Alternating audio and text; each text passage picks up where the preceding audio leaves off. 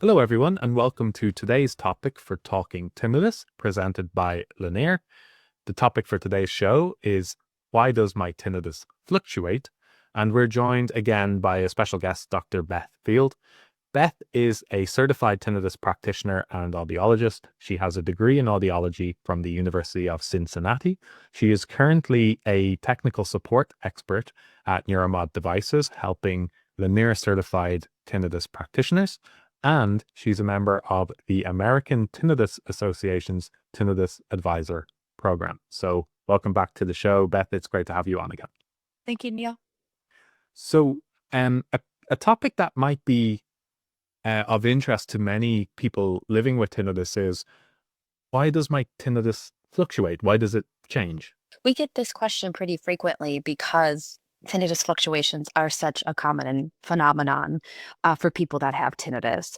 So these tinnitus fluctuations are basically when your tinnitus becomes more or less bothersome than what you're used to. Some might call it the baseline. And these fluctuations can be caused by a number of different factors. So because tinnitus is considered a symptom of something else, usually that something else is hearing loss. Um, it's not an isolated condition in and of itself.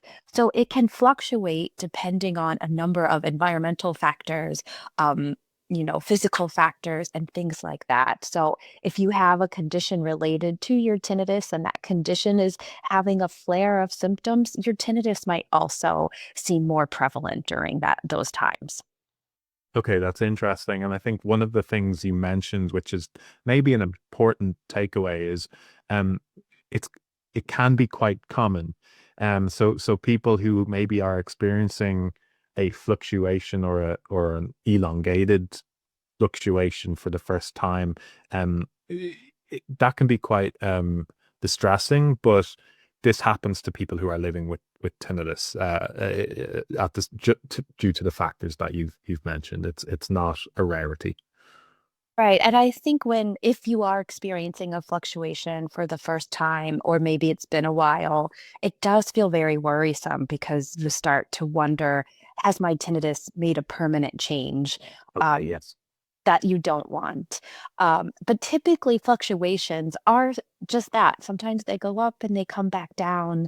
And again, these can all be related to some external factors. So let's say, you're someone who suffers from clinical anxiety, and your clinical anxiety symptoms are not being managed well at some certain point in time. You might notice that your tinnitus is also not being managed well during that point in time. And that's a more, I don't want to say extreme case, but sometimes it's as simple as, what we mentioned before of you might have an ear infection, and that ear infection is just preventing sound being pushed through your auditory system, and your brain responds with heightened tinnitus.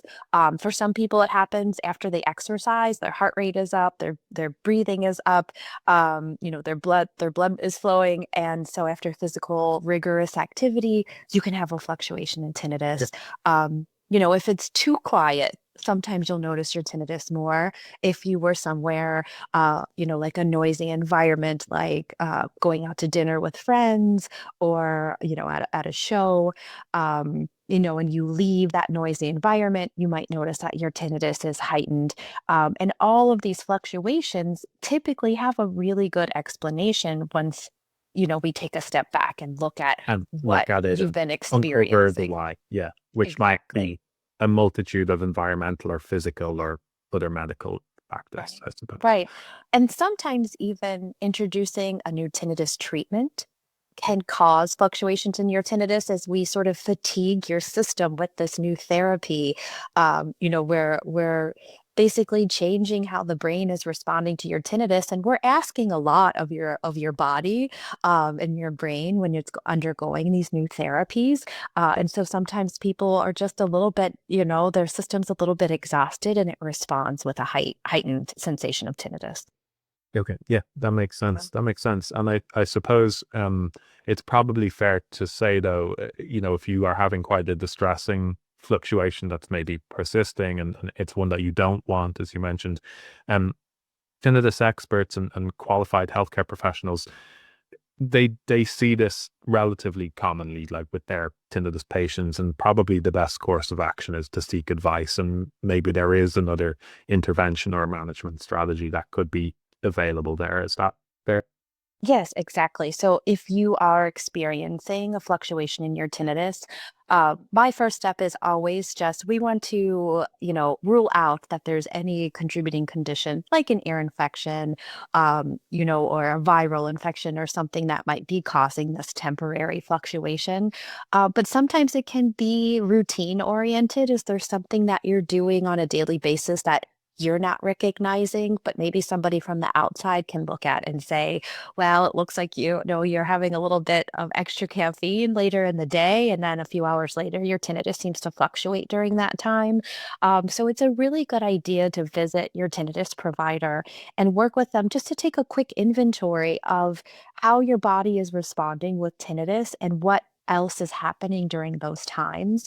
It can be major life events, it can be illness or injury, and sometimes it can be as simple as, going to bed a little bit later. You've changed your sleep habits recently, and that is causing this fluctuation. And so when we can identify, a potential cause, it can help. To plan a pathway forward to help one mitigate your symptoms, but also prepare yourself in the future. It feels a lot easier if you can anticipate if I do X activity, my tinnitus may respond with Y. Then when you are ready for it, it feels less Scary, worrisome, less daunting. stressful and Yeah. scary. Exactly. And then you have these tools in place that you can utilize to help bring that fluctuation back to your baseline. Super. Well, Beth, thank you so much for that and for your time today. I think that's a very, um, some very interesting thoughts and positive messages on what could be quite a daunting topic to some people living with tinnitus. So appreciate your time. Of course. Thank you, Neil.